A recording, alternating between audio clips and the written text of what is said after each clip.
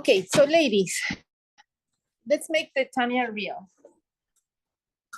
So last night I was asked to give a class to a group of girls here in the show. They are all around 16, 17, 15, 16, 17.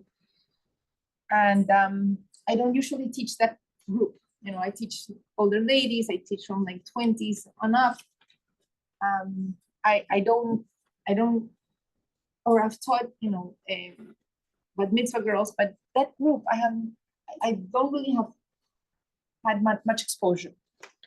But you know, I said, okay, I'll do it. You know, if somebody asks you, I'll do it. And really, I had already another commitment. I had a challah class for a kala before that.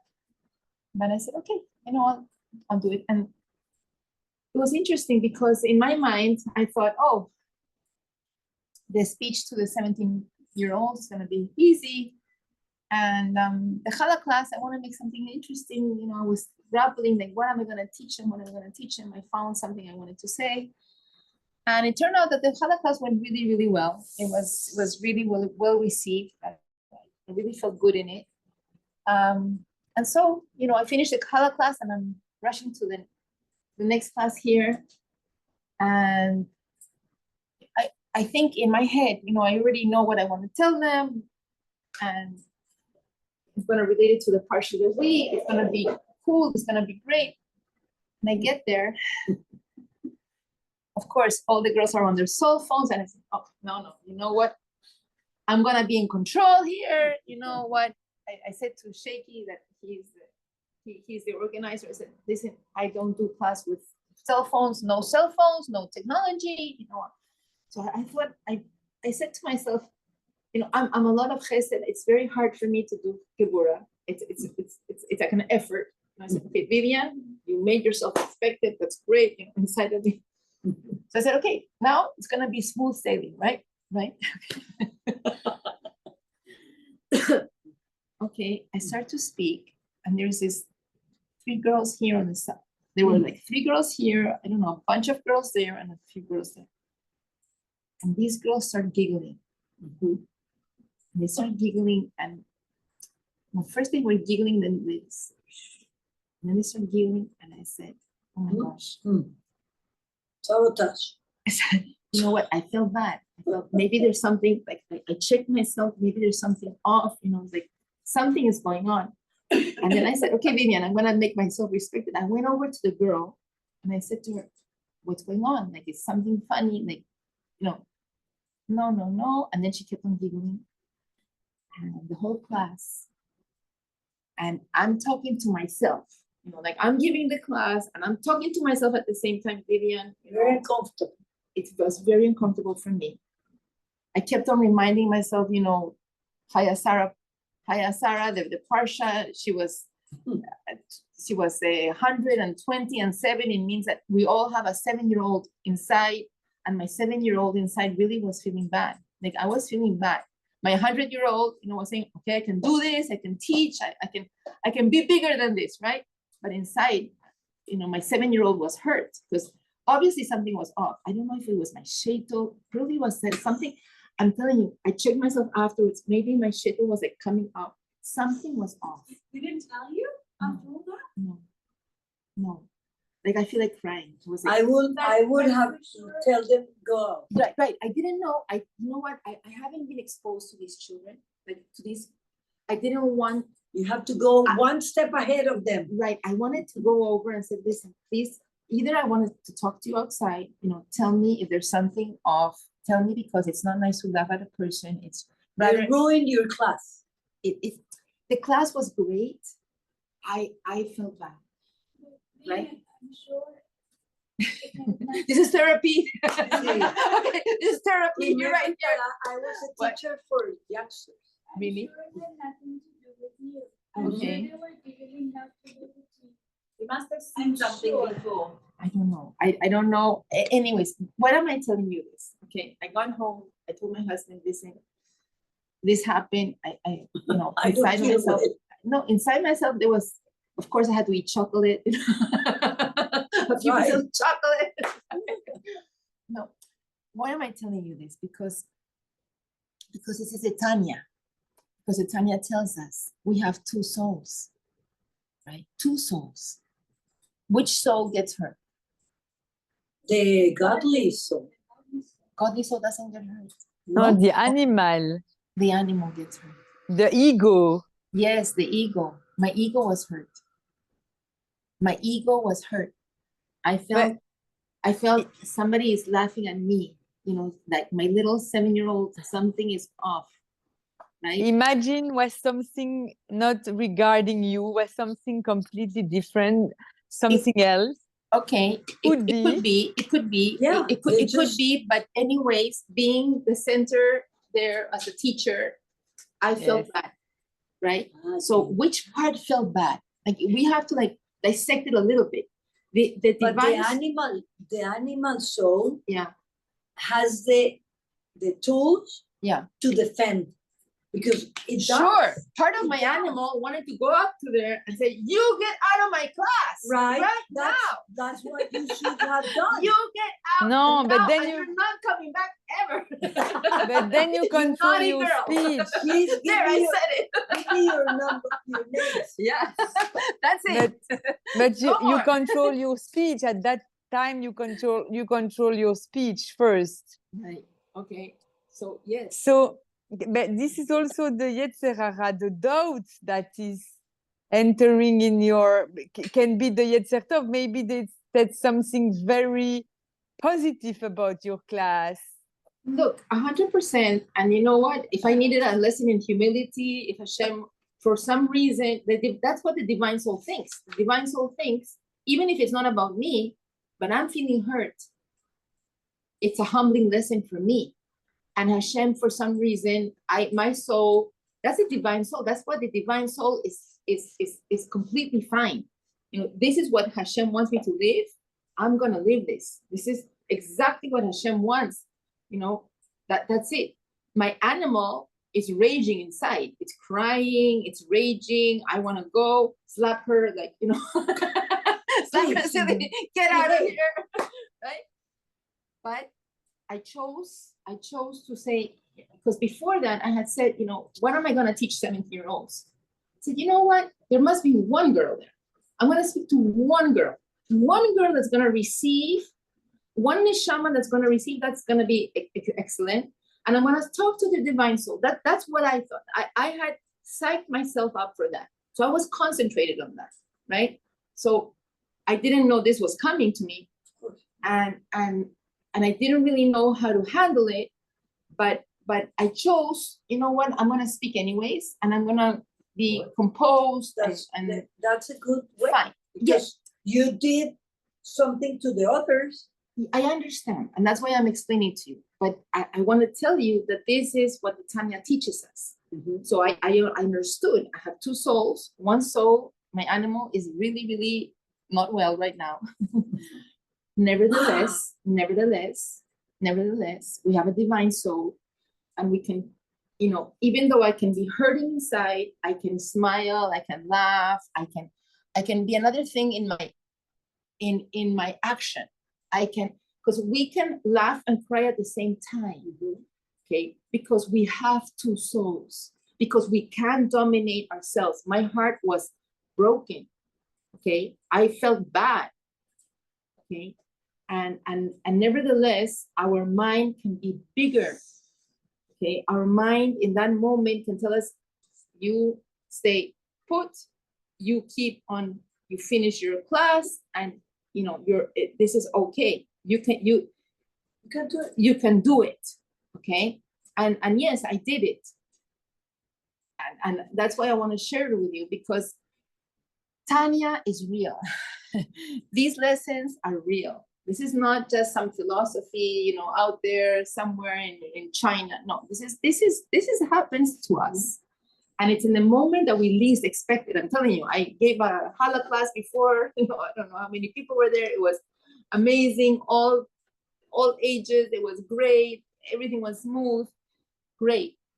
But we are here. Hashem tests us every second. Tests come when we least expect it. When I thought, okay, this is an extra thing I'm going to do today, just, you know, cherry on top. Mhm. You know, I'm doing a favor to somebody. Hashem, for some reason, I had this coming to me. This was coming to me. I had to live that, Mhm. right? Maybe it's to explain the concept. I don't know. All right. Anyway, so let's go into our Tanya. Everything happens for one reason. 100%, 100%. I know that. Huh? Kapara as well. Huh? Kapara. Capara, of course it's a capara, but just that we understand, we do have an animal. Okay, if we're not sadiqim, we have the animal Is can it? get hurt, the animal wants to lash out, and yet we can control that animal, right? We can control it. Okay. Okay. Okay, All right. where do we go? Where do we go? Okay. So we are on page Two 9. souls? No, we're on page struggling? 9. We're on chapter 14, Okay. page 96. Page what? 96. Okay. So I don't know where we got to in this. Were you here last time? Did we finish 96 or did we not do this last paragraph? Okay. I don't remember which paragraph, but we definitely were on this page. Yeah, okay, all right. So okay. Right for All right, something. 96. Look, we're gonna do the second paragraph, 96. Also, set aside times to think at length about things that will help you despise physical temptations and bring you to love Hashem. So what is it saying? It's saying that chapter 14 tells us something very incredible. It tells us we can all behave like Benoni. We can all strive to be Benoni. We can all be in our attitudes, we can all behave like Benoni. Okay?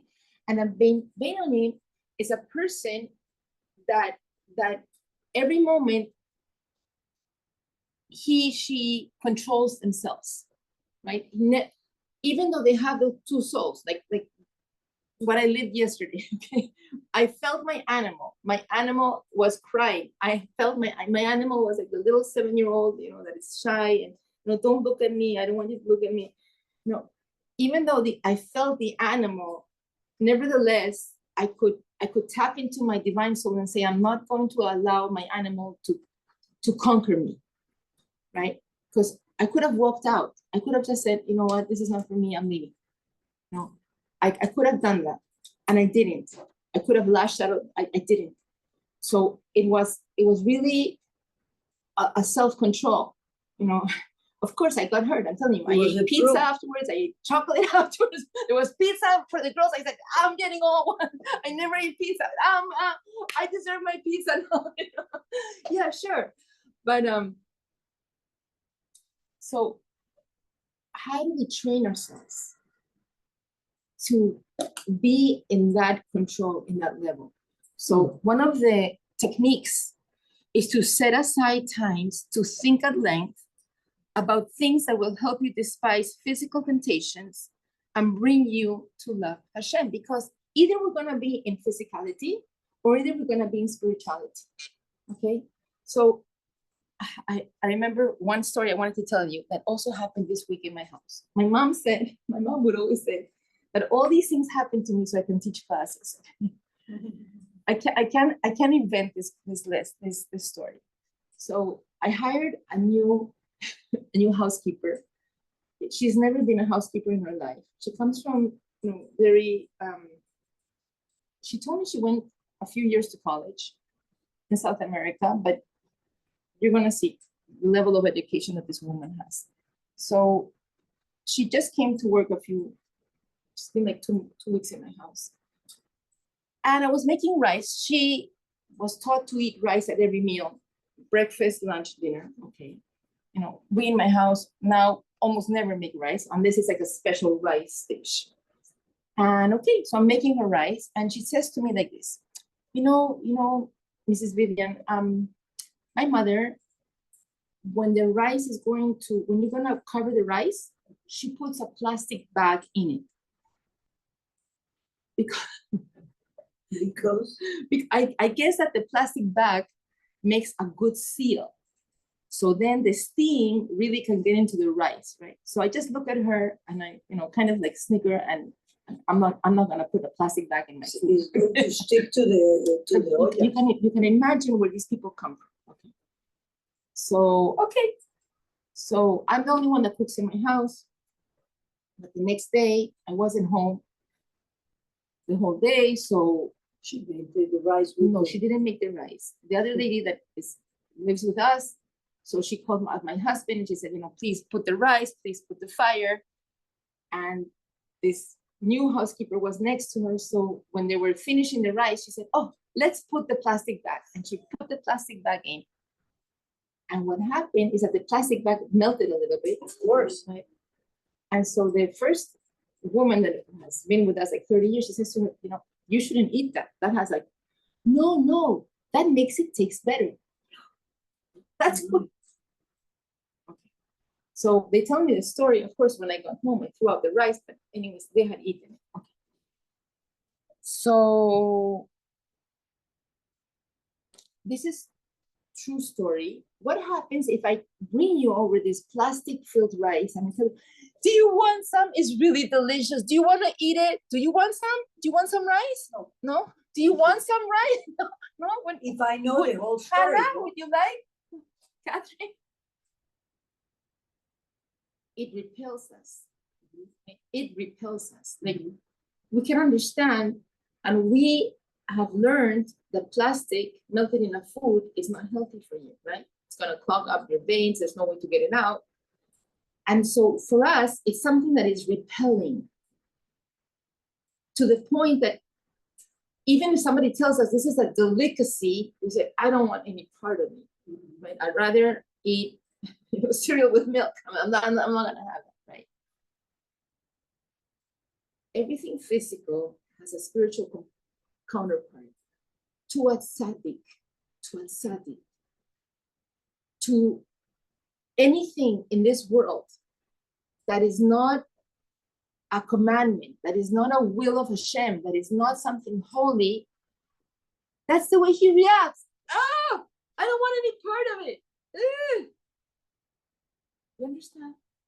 Tzaddikim, they're like visionaries. They have more vision. They can see more. I look at them like taller people. They can see more. They can understand more. If we're not on that level, for us, to say some lashon hara, to do something that is not exactly holiness, maybe we don't have that repulsion. We don't have that repulsion because we don't understand. We don't understand. Just so we understand that plastic melted is a bad thing. We don't understand how really to do something that is not completely Hashem's will is undesirable, right? So that's why it says to train ourselves to that. It says set times to think at length about things that will help you despise physical temptations and bring you to love Hashem, because either we are in the physical or we are in the spiritual. But our society, our generation, we are so much entrenched in the physical that when we have to set aside times to be in the spiritual. We're as a generation, I go into bed, we can do shopping online, right? On Amazon, from your bed, in 5 minutes, you can buy, 20 things. How long do we wait? And I was explaining to the girls a part of the week. Rivka waited 20 years for a baby. 20 years. I look at the girls, I said, how long do you wait before you get, that special pair of shoes that you so much wanted? What do you wait? A month? A week? Overnight? Because you're overnight, the package, it gets, we are so entrenched. I include myself in the physical, that unless we set times to disengage from that physical and think about a little bit of the spiritual, it's not going to happen automatic. Okay. For example, meditate on the fact that everything physical eventually rots. Right. That's what happens to the physical. Look, when I when I gave birth to my first child, I'm a Baal Teshuva, okay? Became a Baal Teshuva after I married. When I had my first son, Hanoch, I remember the feeling I got like on my shoulders. Maybe that's why this hurts. On my shoulder, I felt the responsibility to educate this child, but I was thinking like, what from my education is my elementary, middle, high school, college, what is it that I want to teach him? Is it like the science that I learned, social studies? No, nothing. I want something transcendent. But really, that's why I love children's books. This is my fascination, with children's books, because I said, anything here, this is what I want to teach him. And ever since he was born, any day that would go by and I didn't teach him a Torah story, something of value from Torah, I felt, oh my gosh, I wasted the day. Yeah, I wasted the day. Like even one phrase, even one thought, right? So here they're telling us everything in physicality, it's rotting. Pirkei Avot says something's very strong, and I never fully understood it, right? But it makes a lot of sense now. It says like this: what is a woman? Right? In Pirkei Avot, there's a Mishnah. It says, what is a woman? Don't get offended, okay? It says a woman is a vessel filled with filth. Horrible, right? Horrible. A woman is a vessel full. Now, That's what the Talmud says? no, that's a Pirkei Pirkei Avot. Avot. Now, we're coming from the parsha of Sarah, Imenu, Sarah, who Hashem says to Abraham, whatever your wife says, do. We're coming from the parsha of Sarah and how her, all her mitzvot were continued by Rivka, Imenu, okay. How could the Pirkei Avot says a woman is a vessel full of filth? I mean, it's like totally opposite.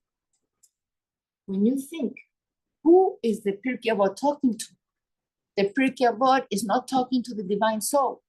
The Pirkei Avot is telling us what it says here. It's talking to our animal soul. It's talking to a man whose animal soul is in like passion and looking at a woman just as a sexual object, as a physical object, and he's talking to the Yetzer Hara saying, hey, that what you see is so beautiful and so tempting, it's a vessel full of filth, right? So cool down. That's what it's talking to. Because it's not thinking for a minute, for us, I don't think Judaism is in the least bit feminine. It's the other way around. It's the other way around, okay? But it's talking to the Yetzer Hara. When you are going to, blow yourself up and think that physicality is the maximum in your life, think that it's gonna rot. Think about physicality as how it's going, it's really decaying. That's what it's talking to, okay? So meditate on the fact that everything physical eventually rots and smells. The things that for some reason seem pleasurable to you at this moment are really not so tempting after a while and have no value at all. A wise person will view things as they will be in the future. This will help tame your temptation and possibly even feel disgusted by them. So it's an exercise in us, right?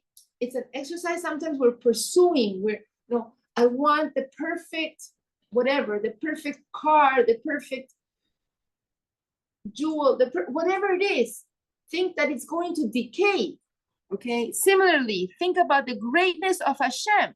Now that is something to really think as great as much as you can. This will help you to develop a love and a pleasure in serving Him. So they're saying techniques.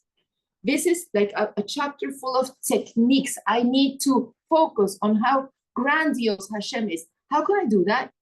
Look at a sunset, look at a sunrise and say, wow, Hashem, you're an incredible artist. Only you can do this, right? Yesterday, I was looking out my window in my terrace. There was this little red bird, the red cardinal, was so beautiful, like so beautiful. I said, wow, Hashem, only you can do something so beautiful, right? In the little things, and say, wow, like this helps us. It's a technique that helps us focus on how great Hashem is, okay?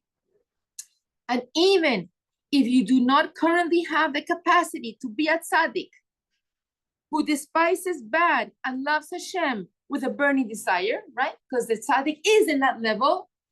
If Hashem sees you trying hard enough, He may grant you that capacity as a gift nonetheless. So it also says in Pirkei Avot, it's not to us to finish the job. We are not either free not to start the job. So what do we come to do? My father always told me, we are workers. We have to work at it. We have to try, right? Despise physicality, grandiose Hashem. And who knows? Maybe if Hashem really sees me trying, Hashem can do anything. Hashem can change my soul. Hashem can impregnate my soul with the soul of a tzaddik. Hashem can do anything, right? But he wants a relationship, but he really wants us to initiate the relationship. Like whatever we want, he wants to give us more. And that's why, on the other side of the coin, if we see the parsha of the week, when Yaakov and Esau were little children, they played together, they were making Legos, they looked like nice little children. What happened when they turned 13? Each one went on different ways. How could it be? How could it be that Yaakov went on the way of Torah mitzvot? And how could it be that Esau became a murderer, a hunter, a violator of women? How could it be? Because Hashem will take us wherever we want to go. You want to go that place? I'm going to open up the opportunity. You want to go that place? I'm going to open it up for you. You want to go this place? I'm going to open. He wants us to initiate, okay? Okay, so let's just do one more paragraph here. To be happy with your lot. Spiritually and physicality are intrinsically opposites. A material virtue is a spiritual deficiency. For example, satisfied to be sameach behalko, to be satisfied with his portion in physical matters is the loftiest of virtues, right? It says in spirituality, in physicality, who is a happy person? The one that is sameach behalko, he's happy with his portion, right? I look at the mirror, I say, thank you, Hashem. I'm 5'3". Thank you for making 5'3". I have this IQ. Thank you. Thank you for everything that I have, right? Thank you for my portion, right? So, spiritually, by contrast, being satisfied with one's lot is the greatest failing. Spiritually, we always need to be growing. That's life, right? It causes one to decline and fall spiritually. Heaven forbid. So many times we do the opposite, right? Spiritually, we say, what? I'm good enough. I've worked on myself enough. I don't have to refine myself anymore. I don't have to work on my spirituality anymore. But in physicality, Hashem, I want more. Something. I once heard that in spiritual matters, one should always look at somebody that has more. Somebody that's more refined, somebody that's more wise. Why? Because I want to grow towards that. And in physicality, we should look to people that have less than us. Why? Because when we see people that have less than us, and we say, oh, I have so much. Right? I'm going to tell you something. I have one of my sons. He's climbing a mountain. Right? He always climbs a different mountain, a different places. Yeah, challenge. So he's in an expedition, and there's 4 people in the expedition. And he tells me, Mom, one of the persons that came to climb, He's blind.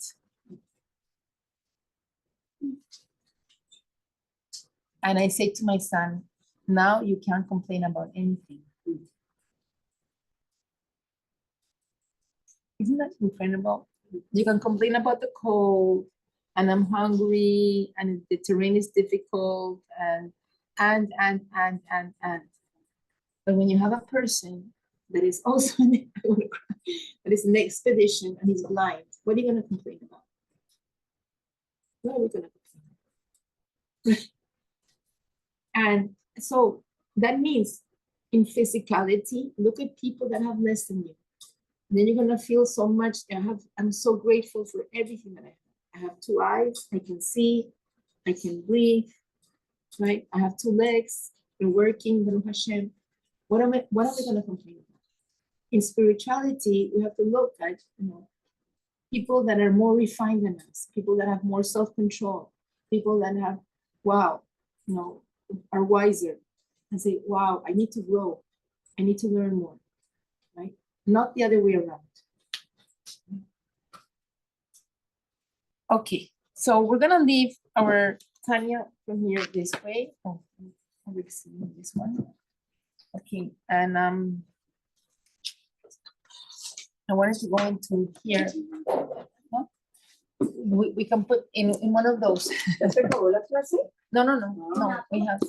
We have a little bit of the Tanya here, and then we're going to go into the Tanya here. Catherine, you should take one of those books with you. One of those new Tanyas. I think you would like it to have it with you. Okay.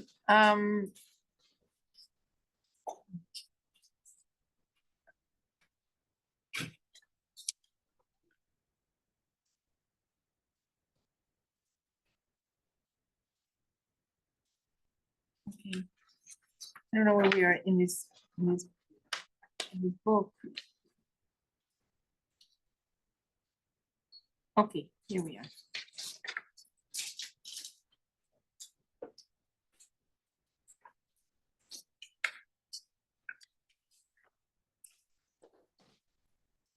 So I'm gonna leave it here with Tanya, and we're gonna go into our letters, okay? Okay, I think that was enough. Okay, let's do our letters.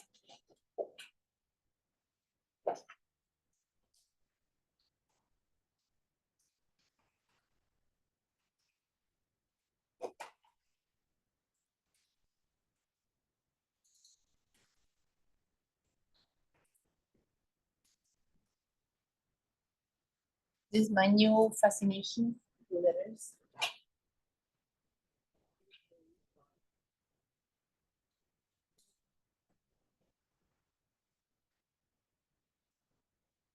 Today is Chet.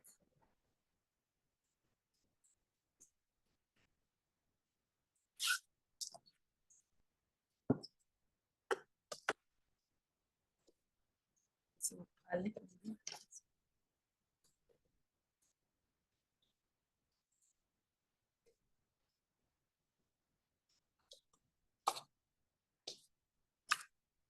okay. Oh.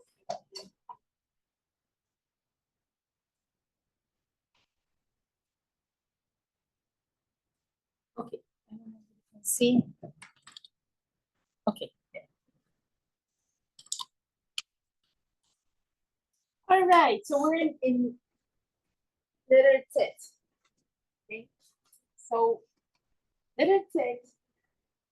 So we see what do we see right away? It's what number the letter? It's the ninth, right? Tet, huh? The ninth letter. The ninth letter. Okay. Now we are coming. Every letter is built upon the other one, okay? And so from the letter Vav, we know that this is Vav represents, remember, masculine energy, because it's a light coming from above to below.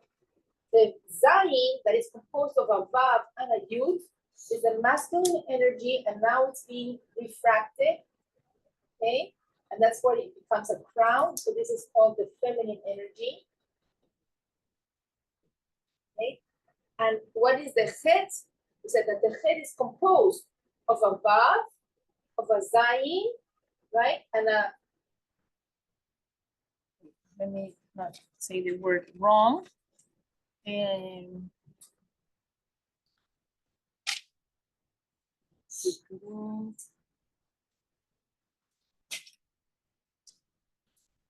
the line above, the Hatoteret, the Hatoteret above, because we said that in the Torah, the Chet is not really written this way. It's written a Vav and a Zayin, and it had like a little roof on top, like this. That's a Chet. Okay? And this is called the Hatoteret. And it represents a chuppah, because it's the man, the woman, and the presence of Hashem. The roof is the presence of Hashem, and so too in a sukkah. So interesting, because the Shekhinah, the presence of God, is in the roof of the sukkah, right? So it's the union of both, but this becomes a pact. That's why it's a commandment. It's a pact between man, woman, and Hashem, right? And so you're bringing in that component of spirituality, and so afterwards, this begets a baby. Number 9, the Tet is the baby. As we see, it looks like the picture of a womb. It looks like the fetus inside of a womb, and it is the potential of energy that is contained, right? That later on is going to give, it's going to give way to life, all right? So all of the meanings of the letter Tet are telling us different components of it, and it contains all of them. So it is compared to the womb. It is the product. It's the product of this Vav, Zayin, and Chet. Okay, so it's the product that's coming in, and it's going to give birth to something new. Birth to something new. So it's the product of what is coming in, and now it's gonna. So it's also number 9. It's also the word for. It's a symbol for nature, as the word teva, right, which starts with a tet, nature. And what do we know about nature? Nature, everything is evolving, right? Like the 9 months of the uterus, it's evolving, it's growing, it's changing, right? You look at a nature, and the most certain thing, like people sometimes wonder about the weather, right? Say, oh, how could it be cold today? It was hot yesterday. Oh, why is it raining today? It hasn't rained for 10 days. Oh, it wasn't supposed to rain. And I heard one weather forecaster say, the nature of weather is that it's changing. Like, it's not natural for weather to be the same, right? That's unnatural, right? So all of this is contained in the letter Tet, that is growing, that is changing as we look. Even you look at a sunset, and every second it's a different, it's a different hue. Like every second, oh my gosh! Like you turn around and you say, "Hey, come, look at the sun." Oh no, this wasn't there like 2 seconds ago. But this is it's like a different color, right? Okay, because that's the nature of the letter Tet. It's telling us that everything grows, everything changes, everything is evolving. There's another meaning that is so powerful. And it all has to do with the womb of the 9 months. Because like 9 months, right? 9 months is the pregnancy, right? What feeds the baby? Through what in the womb? What is the method that the baby gets food? Is through the placenta, right? The placenta. It needs a healthy placenta for the baby to survive, right? What happens when the baby dies? What happens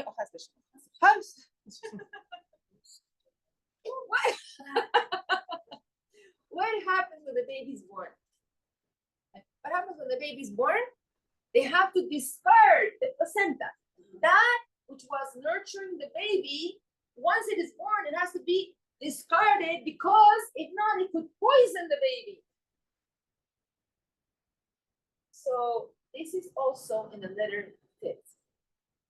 Is the two, the changing of what is nurturing now, a second later, if I don't discard it, because that's nature, it has to be, think of a lizard, iguana. Wherever it goes in the garden, it has to change its color, right? If it's next to the tree, it's gonna turn a little bit more brown. It's next to the grass, it's gonna turn. It has to constantly be evolving, right? Because that which was great a second ago, if it doesn't change, it's gonna be, it's dangerous, right?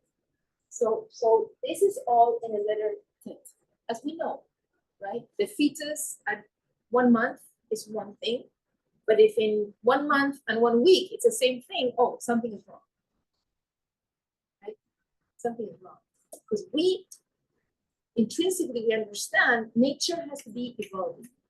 The baby when it's born, I was trying to explain to my grandchild how babies are born, they don't have eyebrows and they don't have eyelashes, and I love like the first days, like, oh, the little eyelash is growing a little bit, like you start to see it, right? And intrinsically we know children need to be evolving. Now they're raising their head. Oh, now they flip. Now they have to crawl. But now they crawl. Okay, now walk. Now run. Now ride a bike. Now jump. We're always like the next level.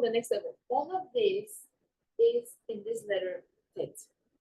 Okay? All of this of the nature of nature. Okay. Let's play a little game with the number 9. Number 9 also is the number for truth. Okay, for truth. Why? Because any number multiplied by 9 will ultimately give me 9. Okay? So, huh? In the letter Aleph. Okay. Also, yeah, because Aleph is Emet. Okay, because right, because Emet is talking about 40 plus 1, it always adds up to 9. yes. And also it might Emet, but also like 9 multiplied by 8 gives you 72. 7 plus 2 is 9. Yeah. 9 times 4, 36. 3 plus 6 is 9. 9 times 112.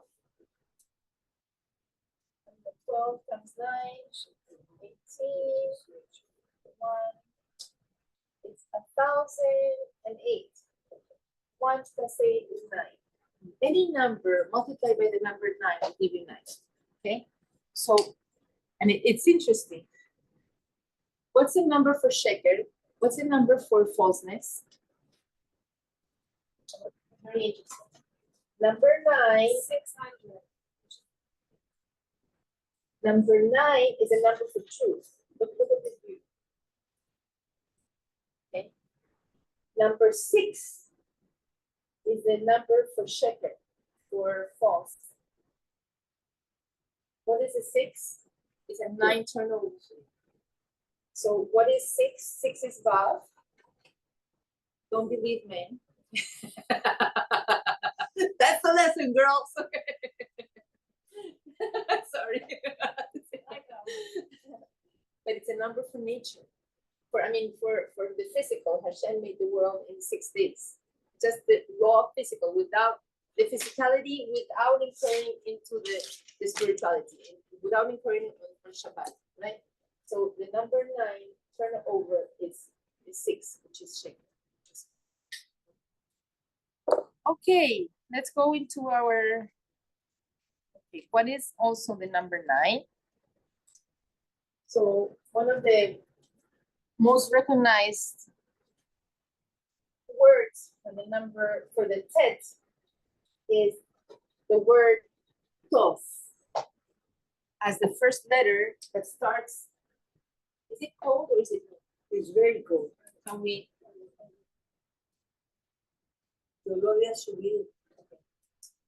So, or maybe put it in order. So, Tov, right? When Hashem creates the world in Bereshit,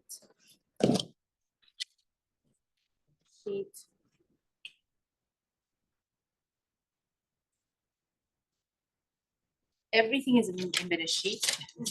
Everything's there. And everything is in like the first letter, the first paragraph. Okay. So,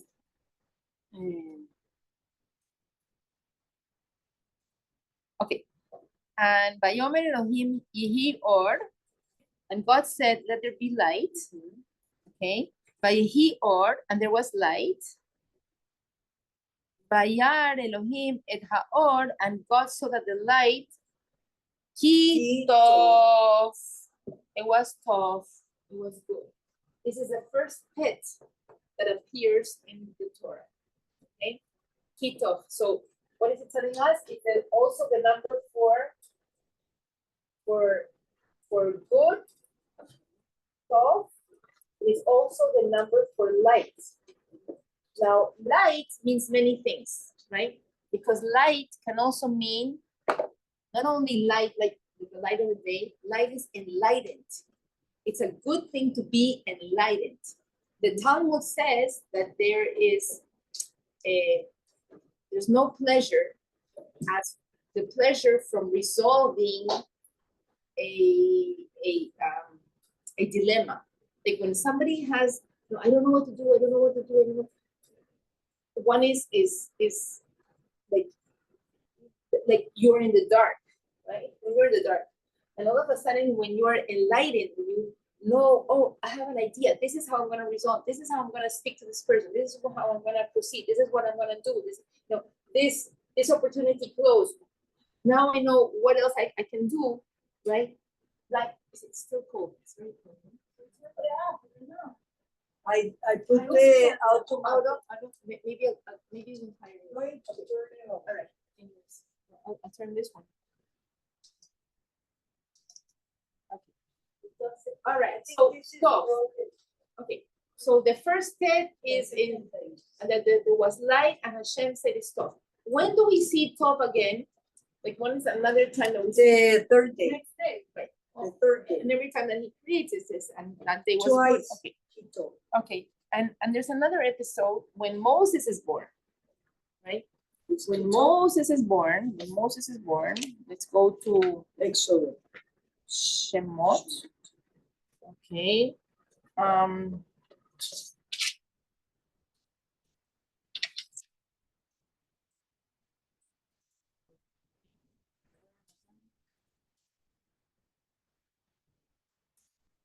Okay. So it says like this. A man went out from the house of Levi, and he took a daughter of Levi. This was Amram and Yocheved.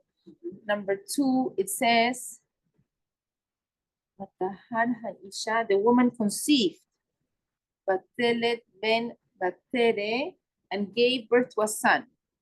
Oto Kitov. And she saw that he was good. This is Kitov again. Tov. Why did she say it was good? And in the Torah, when Moshe was born and the house filled with light, right? This tet is a big tet. So we know that there are some letters in the Torah, not all of them. It's written in the big. Yes. This is the large tet. Is the one in the creation It's also? a small tet. Okay. It's a regular tet.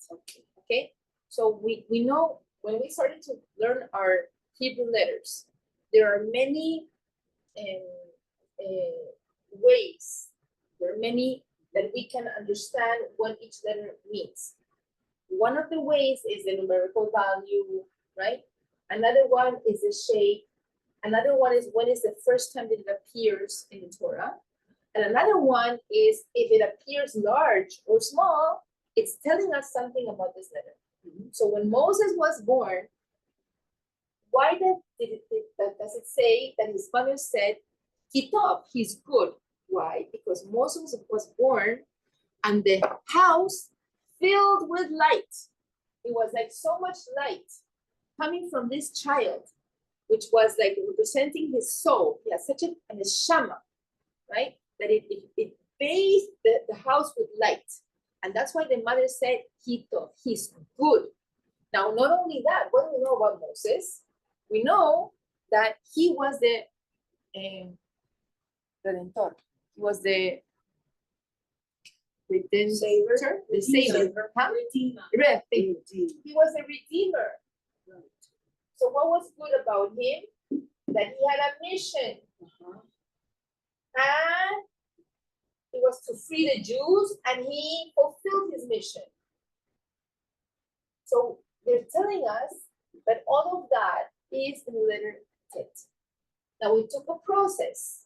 It was a process. Hashem could have redeemed us like this, right? But he wanted to do it through the nature.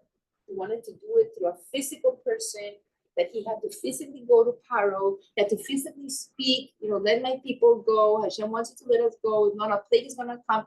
And it was like, it seemed like it was through nature, but we know that the plagues also had a miraculous component in them because they went against nature. Nevertheless, it was a process, and a process that every time it was more and more and more and more hardships for Egypt, until eventually Pharaoh came out and said, just go, leave, right? So all of this is in the letter Tet. It's a process, there's a mission, right? Also, one of Moshe's names. Yes, and that's his first name. His first name was Tov. His name was not Moshe in the Torah. Moshe was the name that Batya put him when he saved him from the river Nile, right? But Tov was his name. Okay. All right. Excellent. All right. So, okay. So the shape is of something that is a vessel that is containing something inside of it. Okay. Bye. Okay. So it's also not only like a fetus, not only like a fetus here, but it's also like a man praying. Like a man praying to Hashem, because it's about the potential that we want to be realized, right? It's like a baby in the womb, and we're praying to Hashem, Hashem, please, with health, a healthy baby, right? May the baby come to term. May the baby be a good light to Israel, right? All of these things that we're praying of this potential, okay? Okay, so the Kabbalah says that the goodness is hidden within, and it's also about the birth and the renewal, right? This is the birth and the renewal of life. Okay, this is the 9 months. This is the womb. And it says that in the shofar blasts of Rosh Hashanah, there are 9 sets of shofar blasts. So the number 9 is telling us there's going to be a renewal. It's a new year. We're going to be a new entity, right? It's the birthday of man. Huh? What? And it's gonna be tone. God willing, it's gonna be tough. But it says that in spirituality, every moment, the nature of God is that every moment is better. Every moment is more good, more good. Every year is more good, more good, more good. I was listening. I love to listen, like on my spare time. I listen now to Elon Musk and to Milei. It just like it's like oxygen. It's like. And you know what Elon Musk was saying in an interview? He was saying that there's going to be the energy that's going to be the more abundant in the world is the solar energy, and that the world really is going to a place of abundance. That with AI, all peoples are going to have everything accessible to them at a very low cost, and that there's going to be abundance of everything. So it's like such refreshing news from everything that we hear. No, global warming and the world is coming to an end, and everything is bad. And I see this, he's really like the optimism. Yes, I was telling my husband, he's like, the Benjamin Franklin of our times, it's really the inventor of our times, right? And he's filled with optimism for the world, right? And in Hasidus, this is what it says. It says that the world is becoming a better place every moment. Okay. All right. So the birth and renewal. Okay. So there's two kinds of tov. Let's talk about the two kinds of tov. The tov and the tov not so tov.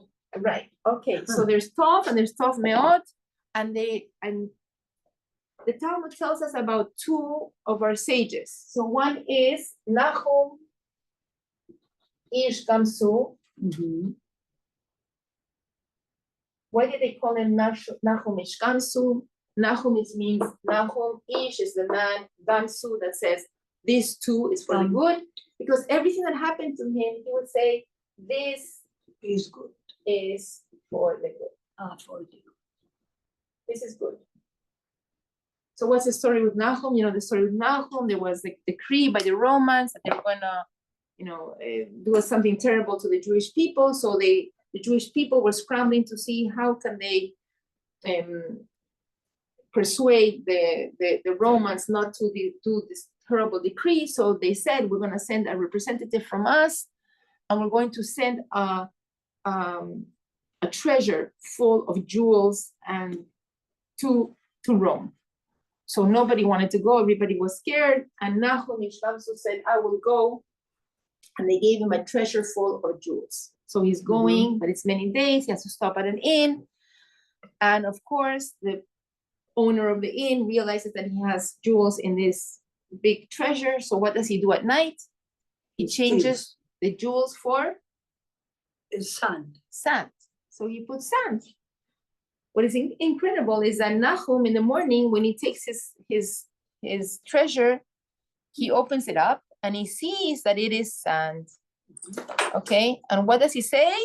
Gamsu letova. This too is for the good. This is great, amazing, and he just goes. This is what I have. I'm going with sand. So he gets to the Roman emperor, and they say the Jews are coming to give you a gift, and they open it up, and it's sand. And what does the emperor say? Now the Jews are ridiculing me worse than the little girl laughing at me. So I'm gonna kill you, and I'm going to put you in the jail, right? And I'm going to kill you. So they put him in the jail, and what does Nahum say? This is for the good. And the Talmud says that Hashem sent Eliyahu Navi in the form of a Roman senator, and he's in the court, and he says to the emperor, do you really think that the Jews are so foolish? They probably send you the sand of their ancestors, of Abraham. Abraham, when he fought against the 4 kings, he took sand, he threw it in the air, and it was arrows. And there was a war going on, so they took it to the front. And of course, what happened? The sand became arrows, and they took Nahum from the jail, and the emperor said, I'm so happy with you, thank you for your gift, then I'm gonna fill your treasure with jewels. So he's going back to Israel, he stops at the same inn, the inn owner, when he sees him coming in, he says, oh, you're still alive? No, so, yeah, so what happened? So no, I brought the sand, and the sand became arrows, and the emperor was so happy with me, he filled my coffers with jewels. So what does the hotel owner do? He does the same. It was the sand from my backyard. I'm gonna fill a whole, carriage full of sand. He goes to Rome. He says, Emperor, I brought you the sand from the Jewish people. I brought you the sand that becomes arrows. They tried it in the front. It didn't become arrows. They killed him. And they contrast this story with whom? With the story of Rabbi Akiva. Okay. So what did Rabbi Akiva was his student. Okay. So what did Rabbi Akiva say? He didn't say this too is for the good. What did Rabbi Akiva say? This will also, let me phrase it. How did it not come so? Whatever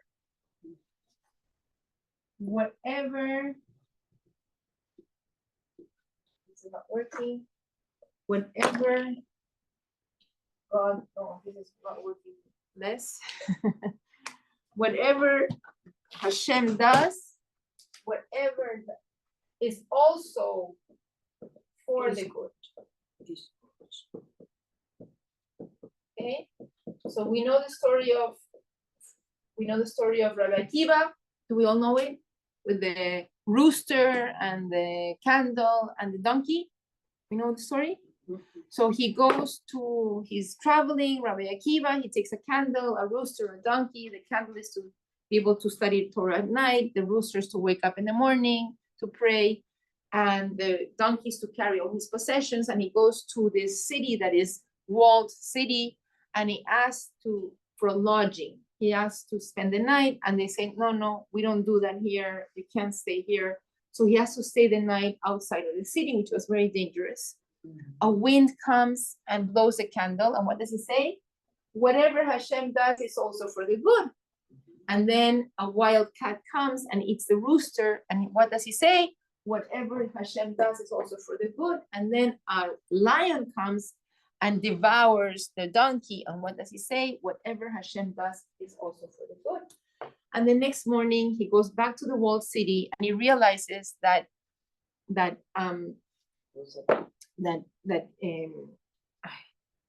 pirates came at night and they ransacked the city. They took all the people as slaves. And if he would have been there, he would have been taken. So Hashem saved him from not staying in that city. But the commentaries are like this, okay? The commentary is that these are two kinds of belief in the good. Nahum's belief is that this is for the good. This is good. Because everything is coming from Aleph, okay? Aleph is Hashem. This is perfection. This is the Yud on top, the Yud on bottom. This is Hashem reaching out to his creation. Hashem is perfect. And this is a line of faith of Yirat Shamayim, of respect for Hashem, okay? And the stronger that I have this faith, the more I'm going to see clearly the Aleph, the good, okay? So in these two, the Aleph of Nahum is much stronger than the Aleph of Rabbi Akiva, because Rabbi Akiva says, whatever Hashem does will also be for the good, which means someday I will understand. Of course it is good. Of course it's coming from the Aleph. Maybe I don't understand it right now because I wanted my candle, I wanted my donkey. But of course I'm going to find out. And that's why, first of all, it took a whole day until he understood. So the commentary, I think it's a Rebbe, the commentary is that, you see, Hashem is Aleph, okay? The stronger that is my faith, the more clear that I will understand this connection and the faster that it's gonna be. Just like Eliezer in last Parsha, when he went to look for a wife for Yitzhak, what happened? He went to the well and he started to pray to God. And he said, the first girl that's gonna come out and I'm gonna ask for some water. And she's also gonna tell me, I'll give you water and some water to your camels. Also, this will be the wife for Yitzhak.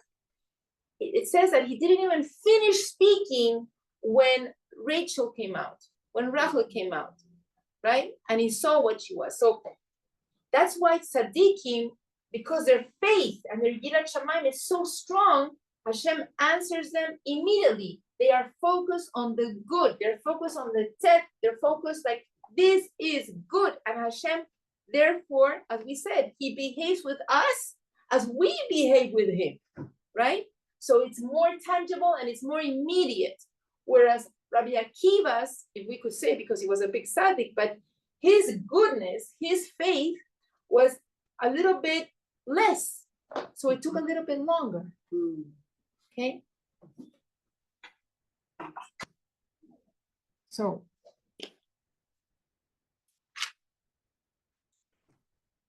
okay.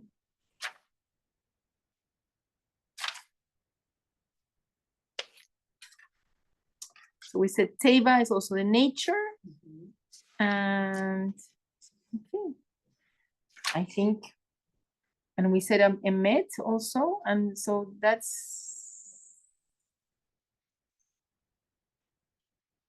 so I'm just gonna finish with a story. It's a very powerful story. And this happened to Abraham Rothenberg. I read it somewhere.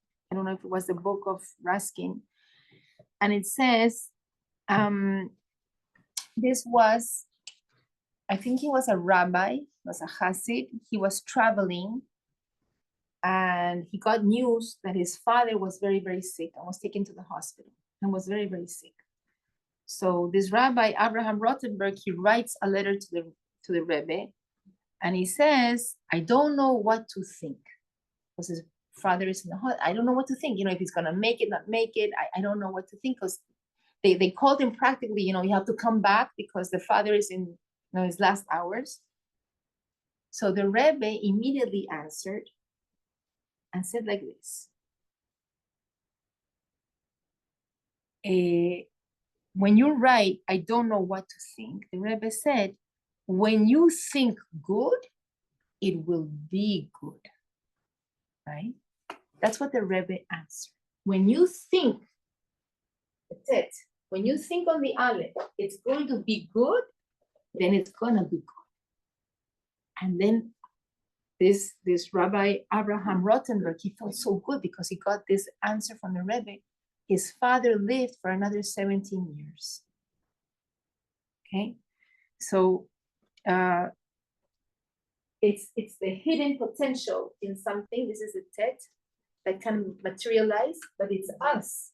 It's us that have to activate this hidden potential for the good.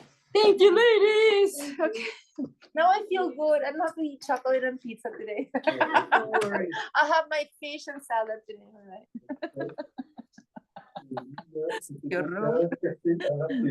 Thank you. Here? Thank you, Vivian. Thank you. Thank you, Catherine. Happy Enjoy. Thanksgiving. New York.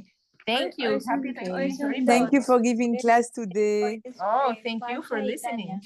Entonces, tiene que firmar twice. Aquí arriba. Aquí. Sí, ahí. Okay. Thank you. Enjoy with your family, everybody. you. Bye. Same, bye. Creo que Enjoy. 1, 2, 3. Thank you. Estas dos. 3, 4, ¿Dos? Sí. One is partial, one is Tanya. 5, 6. Thank you. No, 1, 2.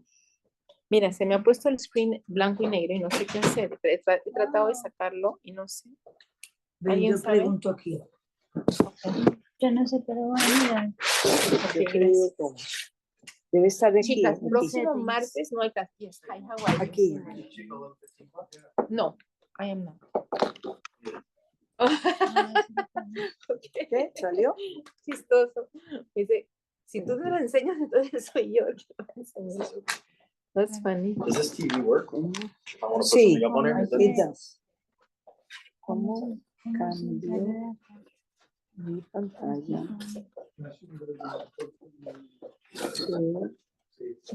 iPad. iPad. De blanco.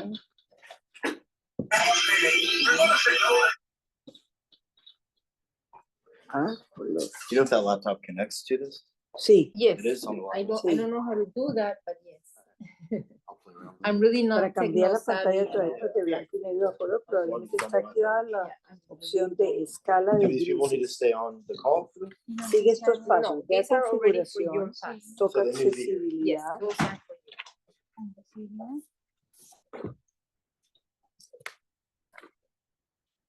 Selecciona pantalla y tamaño de texto. Home screen, no. I think I put the table very Okay. much here. If you want to put it. Okay. Light bar. Sí, mamá, please. A ver, accesibilidad. Aquí. Accessibility. Y de ahí vas a pantalla y tamaño. Pantalla. ¿Cuál será? Dice pantalla y tamaño de claro. texto. Sí, a ver. Desplázate hacia abajo y busca la opción filtros de color. Color filters. Chao, chicas, nos vemos. No, espérate, tu iPad. Mira, es que estaba en gray. Sí, mira, ya. Color tint. Eso. Oh, no. No, Este. Este. Red green filter. no sé. Pregunta. Si los filtros están desactivados, actívalos. Y selecciona la opción ninguno. ¿Ninguno? None. Sí. No, sí. Filters acá. Es que ya está. No, Con- ya No, pero está. entonces hay que sacar. No, color si le quitas eso se pone gris, ¿no? ¿Ah, sí? ya. Ya, A ver, Sí, yo creo que sí, ya está en color. Ya. ya está en está. color. Ah, muy bien. ya. ¿Por dónde entraron? ¿Por dónde entraron? Yo, Entramos por acá aquí.